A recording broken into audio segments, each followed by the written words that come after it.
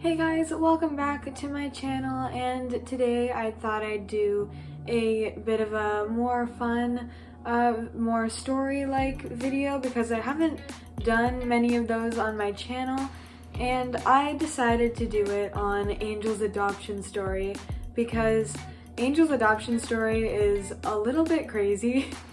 It's not like any of the other adoption stories that I have for the rest of my hamsters.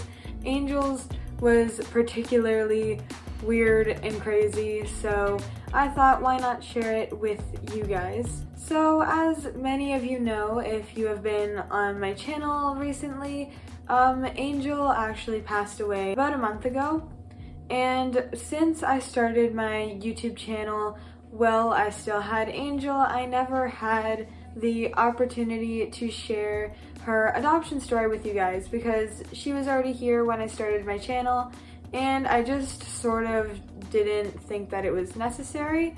But now that she has passed, I think it would be fun for you guys to learn how I actually came to adopt my first hamster. So yeah, I hope you guys enjoy. If you're wondering why I'm sitting on the floor, it's because the window, the sun is like shining through the window and it's reflecting off the cage. The cage doesn't look nice, and there's nowhere else really to film in my room because it's exam week. As many of you know, if you're in school right now, it is exam week, which means that it is a little bit messy in my room with homeschooling and stuff. So I'm filming on the floor today, so yeah.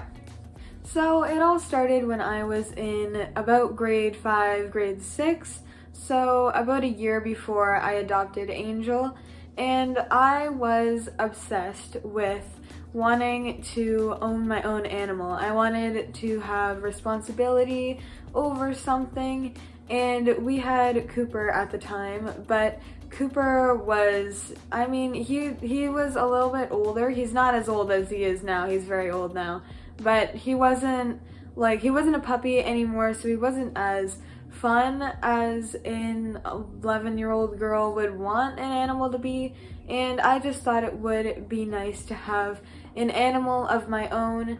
So I asked my parents if I could get my own puppy, which obviously that didn't work out because my parents are very they only wanted one dog at the time, so I never actually got a puppy. And I was very sad about that because I was kind of upset because I was like, why don't I get a puppy? I'm responsible. I do everything I'm supposed to. I really didn't, but I thought I was responsible enough to own a puppy, and now I am glad I didn't get a puppy because if I did, I would not have been able to take care of it that well. So I'm glad I didn't get a puppy. But because of this, I thought that maybe I could get a hamster because a hamster, it's more playful than a goldfish, but according to my parents and me at the time, it wasn't as much work as a puppy, which I soon came to realize that hamsters are still quite a bit of work. So, but at the time I thought, why don't I just get a hamster? I mean, I can treat the hamster like I would treat any other animal and it would be great. And my dad was like, no. And I kept bugging him and asking him, and he was like, no, you're not getting a hamster. No, that's not happening. So I was very upset about that. I was mad. I was like, why can't I get a pet? And keep in mind that over my life, I had killed 4 betta fish, and that kind of was, my parents didn't want me to go ahead and kill anything bigger than a fish, so they were like, yeah, you're not responsible enough, you're not getting a hamster, and then that's not happening. So then fast forward 1 year, so I'm in grade 7, and my parents, I kept asking them, and then I kind of gave up a little bit. I was like, okay, this probably isn't happening. And then I got the idea in my mind again at the middle-ish of grade 7. So then I asked my parents again, and I was like, I will be very responsible, I will take care of this pet, and I actually wrote them a long note on why like the pros and cons of owning a hamster, and I wrote this like massive long note. And my parents were like, fine, if you want a hamster this bad, then you have to go and raise $100 in the next month, and if you can do that, we will get you a hamster. So $100 doesn't seem like that big of a deal to many people, but me being about like 12 years old, and I didn't have a job, obviously, $100 was a lot of money for me, and I was like, how on earth am I supposed to raise this in 1 month? Like, I don't know how to do that.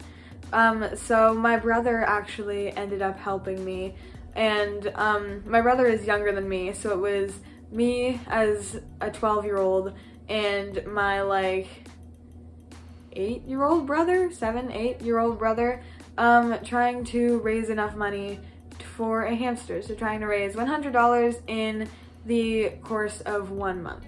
So we were actually geniuses back then because we had a garage sale on our street one weekend. So everyone was taking out all of their old stuff and putting it on their front lawn and their driveway and having like a little garage sale.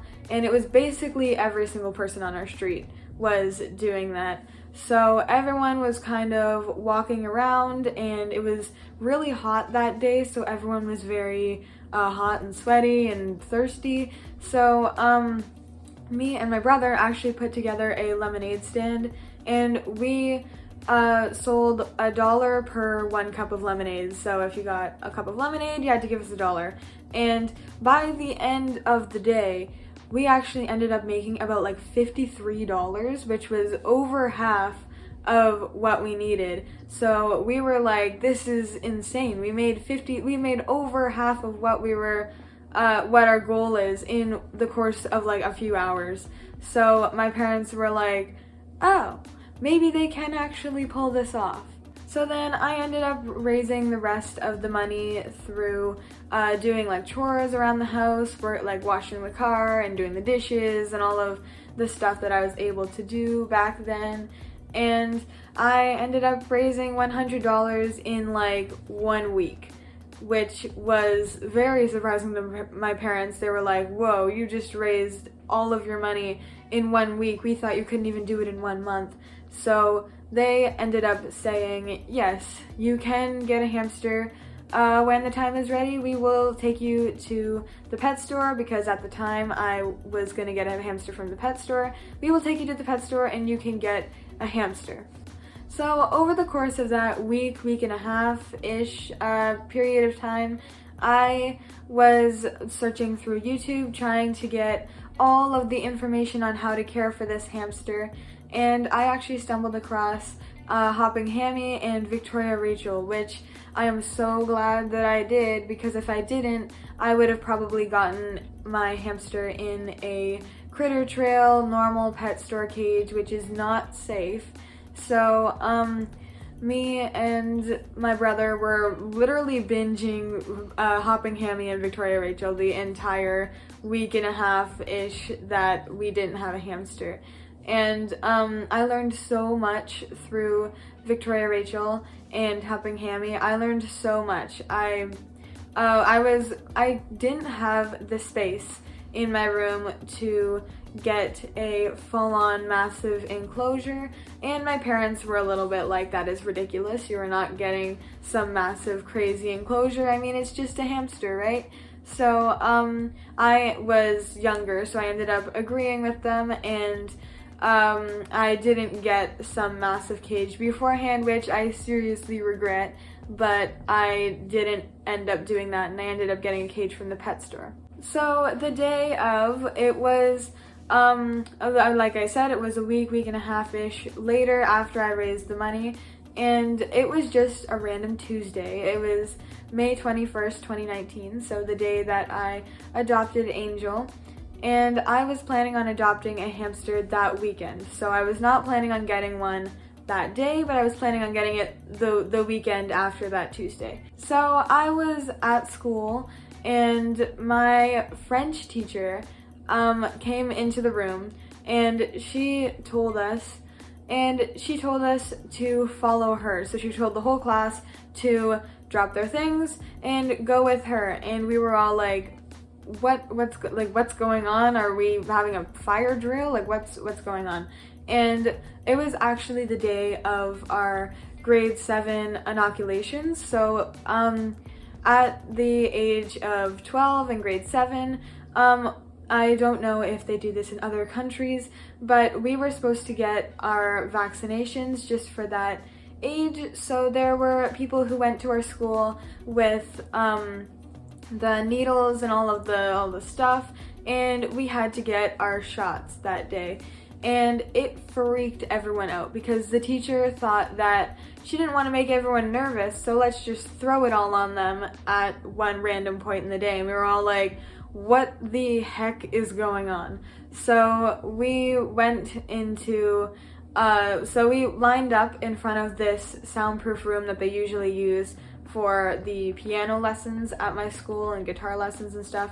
So we lined up in front of this little room, and we just all had to go in alphabetical order. And so I was middle-ish because my initials are MM, so I was like right in the middle. So I was not at the beginning but not at the end, and I was freaking out. Like, my heart was racing and I was not doing well. And so when it came to be my turn, the lady was like, are you okay? Like, do you have a history of fainting? And I was like, no, I don't have a history of fainting because I never fainted before. And so she gave me my shots, and everything started to feel really fuzzy after she did it, and I couldn't think right, and I couldn't hear anything, and then all of a sudden everything just went black. And that was the first and only time that I ever actually fainted, and of course it was at school. So I fainted and I woke up to everybody freaking out, and all the students in my class thought that I was like dying or something, and they were all freaking out. So they sat me down in the corner of the room and gave me a juice box to like get my blood sugar up. So here I am sitting in the corner of this tiny room watching everyone get their needles, and everyone is now like scared half to death that these needles are gonna make them faint as well. So everyone was so pale and everyone was freaking out. So yeah, that was right before I got Angel, and I went to my mom, and after school I went in the back field, and I walked over to my mom's car and I told her that I fainted in class, and she was like, what? So me and my brothers actually ended up going to PetSmart that day. And I'm not exactly sure why. I think my mom was a little bit like, oh, this must have freaked you out a little bit, like let's just get the hamster now. So we ended up going to PetSmart that day instead of the weekend.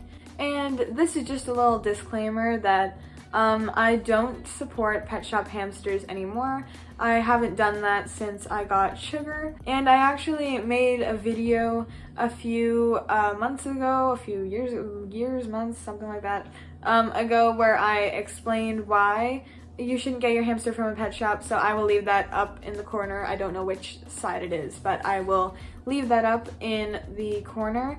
And yeah, let's get back to the story. So I went straight to the back area where all of the hamsters were, and while my mom was talking to the employee there, just asking like how we adopt a hamster, because we've never adopted a hamster from there before. And I went and checked out all of the hamsters to see which one that I wanted, and there was actually one there. There was one there that I was checking out a little bit, and I was like, oh, that hamster's cute. And so we went ahead and bought all of the stuff for the hamsters. We bought a cage, which was way too small, but yeah. And we bought a bunch of toys and all the typical stuff like low quality food, plastic toys, all the not so good things that I shouldn't have bought but did. And we went back to the hamsters to pick out the one that I wanted, and I actually was about to pick the one hamster that I was checking out earlier, and then underneath that hamster, so in the cage below it, was this one hamster that was sitting in her food dish, and she was sleeping on top of her food. And she was just so cute, and I was like, that's the one. I don't want the one before, I want that one. And the lady was like, oh, you better be careful because she bites and she's very sassy and you probably don't want her, she doesn't do good with kids. And like, she just went on and on about how bad this hamster was, and I was like, oh, okay. And Angel was actually nicknamed Susan before, as in like Sassy Susan, as like her nickname at the pet store, and I have no idea why they called her Sassy. I think she was just scared and she was trying to defend herself, and that's why she bit people, because she only bit me twice. And if you've ever seen any of my videos in the past like year, in the past, actually since I've owned my YouTube channel, if you've seen any of my Instagram photos or my videos, you would know that Angel is literally the sweetest hamster on the face of the earth. Like, she only bit me at the beginning when she was still nervous and scared, and I was young, so I didn't really know how to hold her right, and I didn't really know how to pet her without scaring her. So it was kind of in her defense, like it was in her defense that she bit me and she bit the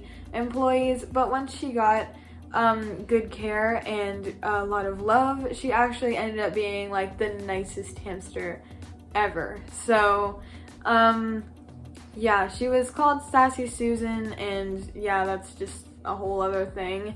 But I ended up getting Angel, and we went on the car ride home and everything was fine. We got there and I set up her cage, and I put her in the cage, and it was this small blue barred cage. I have very few videos of this cage. I actually have a video of her completely like chewing apart the wires of the cage because she was so stressed in there. And I remember watching Victoria Rachel and Hopping Hammy and being like, this is not okay, this is not good. So I ended up getting her a 20-gallon tank, and the 20-gallon tank is seen in most of my really old YouTube videos, and the 20-gallon tank was actually the bare minimum back when I got Angel. So the bare minimum was 360 square inches back then, and now it's 450. So the tank was actually considered okay, and it was okay for about 2 months until Angel was, she became very, very stressed in that cage as well. And I was like, what on earth is going on? Like, I didn't know what else to do. And then my parents decided to get an addition on our house, so I ended up getting a completely new bedroom that was built. It was added on to the top level of our house. So like before, there was no bedrooms above the garage or the living room, and then we ended up building an addition that put my bedroom above the living room and my brother's bedroom above the garage. And because I was getting a bigger room, I could get a bigger cage for Angel as well. And I actually did an entire vlog on me moving into the room I'm in now. I can put it up in the corner, and in that video, Angel's cage is the tank. And so because I got a bigger room, I ended up getting the Detolf cage that is the exact same one that I have up here. It was I got that cage when I got my room, and Angel was so happy in this cage. She loved it, and I'm so glad that I did that for her. And yeah, so that is basically the entire story of how I adopted Angel. So it is like, it includes fainting, and it includes like a bunch of craziness that it was one of the craziest days of my life was the day that I adopted Angel. And yeah, I hope you guys enjoyed this video and learned a little more about me and about my past hamster, and I will see you guys in my next video. Bye!